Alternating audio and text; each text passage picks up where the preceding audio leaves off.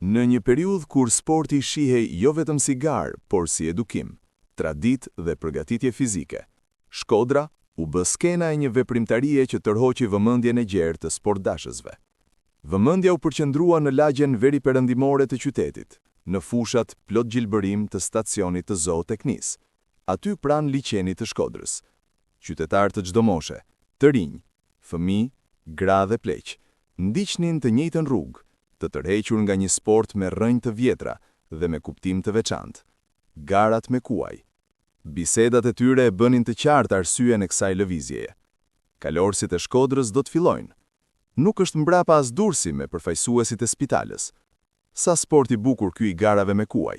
Vëmendja u përqendrua në lagjen veriperëndimore të qytetit, në fushat plot gjelbërim të stacionit të zooteknisë, aty pranë liçenit të Shkodrës. Një varg i gjatë qytetarësh, të moshave të ndryshme, merrnin rrugën drejt rrugës së re për në bregun e Ranës. Për një çast, duke parë lëvizjen e pazakont, mund të mendoje se bëhej fjalë për ndonjë veprimtari të sporteve të ujit, por bisedat e të rinjve, të fëmijëve, të grave dhe të pleqve e bënin të qartë arsyen. Kalorësit e Shkodrës do të fillojnë.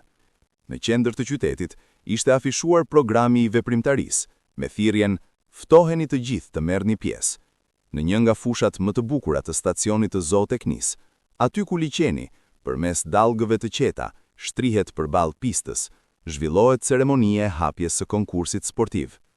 Kjo veprimtari organizohet nga Ministria e Bujqësisë, në bashkëpunim me Komitetin e Kulturës Fizike dhe Sporteve të Republikës Popullore Socialiste të Shqipërisë, si dhe Komitetin Ekzekutiv të Komitetit të Partisë të Rrethit të Shkodrës. Nuk mungojnë edhe drejtuesit dhe përfaqësuesit e partisë. Të pranishëm janë Themije Tomaj, sekretare e parë e Komitetit Partisë të Rrethit të Shkodrës, Petro Duda, Mehdi Bushati, Nesip Ibrahimi, si dhe drejtues të tjerë të institucioneve dhe të sportit. Hipodromi improvizuar, me përmasa të mëdha, i jep qytetit me traditë në sportin e hipizmit gjallërinë e vërtet të një gare sportive. Veprimtaria nis me paradën e racave të kuajve. Në ball, 3 breza. Veteranit 80 vjeçar i këtij sporti, Riza Ymeri, pas tij, pionierët e rinj, i pasionuar pas hipizmit.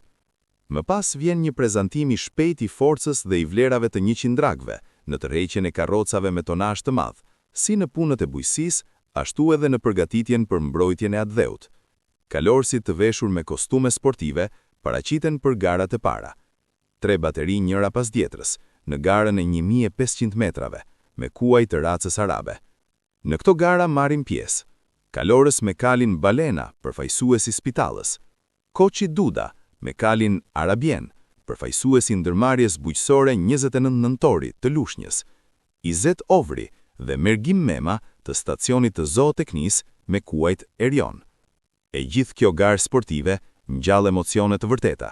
Një grup i tërë fotoreporterësh dhe kameramanësh shëtisin dhe nutëstojnë për të fiksuar fituesin, apo duelet, sidomos në kthesat e hipodromit.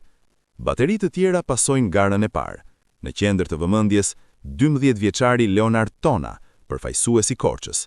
Qëndrimi i tij në kal, siguria në kthesa dhe shpirti i sakrificës bëjnë që ai të mbetet i fiksuar në kujtesën e sportdashësve. Ai zë vendin e parë, duke përshkruar largësinë e 1000 metrave me kohën më të mirë. Fitues të tjerë shpallen sipas baterive. Pjetër Cani, me pelën Bedrana, të stacionit të zooteknisë. Koçi Duda, me kalin e racës No News, me emrin Fisniku. Astrid Bilali, gjithashtu i stacionit të zooteknisë. Më pas vjen një prezantim i shpejt i garës së vajzave me kuaj. Vitore Ndreu dhe Sabahat Arçi, të stacionit të zooteknisë. Fjalën e tyre e thon të fundit pionierët. Sa të pasionuar këta fëmijë pas garave me kuaj, sa të kujdesshëm dhe shpejt në vrapim. Mes tyre dallohen Skënder Caçerei, Ilir Pirani, Ardian Celufi dhe Admir Trepçi, të gjithë të stacionit të zooteknisë. Baterit lën vendin njëra tjetrës, edhe pse shikuesit kanë ndjekur garat për më shumë se 2 orë, interesimi nuk mungon, sepse vjen gara e fundit. Gara më tërheqëse e gjithë konkursit, kalimi i 13 pengesave natyrore. 5 kalorës të stacionit të zooteknisë, Ibrahim Bilali, Pjetër Cani, Izet Ohri, Ismail Gradeci dhe Raimond Haxhia, hidhen në ekzekutimin e një gare të vështirë, por jo të paarritshme. Një garë e bukur, plot guxim, pa ngecur në asnjërin prej pengesave. Kalimi përmes rrethit me flak është epilogu i bukur i mbylljes kësaj veprimtarie. Largohemi nga hipodromi, duke ndjekur karavanin e gjatë të sportdashësve, në mes tyre edhe kalorësit. Kupën e më të mirit e fiton Ibrahim Bilali, i stacionit të zooteknisë për rrethin e Shkodrës dhe Durrësit. Një veprimtari e tillë nuk mbetet pa u vlerësuar nga specialistët dhe sportdashësit. Në vendin ton, rinia edhe në këtë sport të guximshëm dhe kalitës ka aftësi të tregojë talentin e saj. Bazat ekzistojnë dhe përshtypja e parë është e qartë. Talentet nuk mungojnë.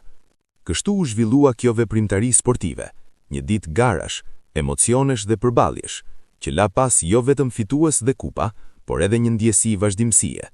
Një traditë që në atë kohë shihej si e gjallë, si pjesë e edukimit sportiv, si bazë për zhvillimin e mëtejshëm të kalorësisë në vend. Por çfarë ndodhi më pas? A u organizuan edhe në vitet që pasuan gara të tilla? A arriti sporti i hipizmit të ruaj vendin që kishte në Shqipëri?